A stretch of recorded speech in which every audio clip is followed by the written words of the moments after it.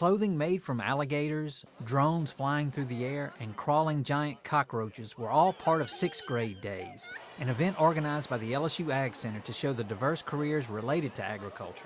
Shiloh Judd, a graduate entomology student, saw it as an opportunity to educate students about insects. People think bugs are scary, they're dangerous, and some of them are, but we'd like to point out to the kids today that there are good bugs and there are bad bugs, and hopefully show them which ones are which.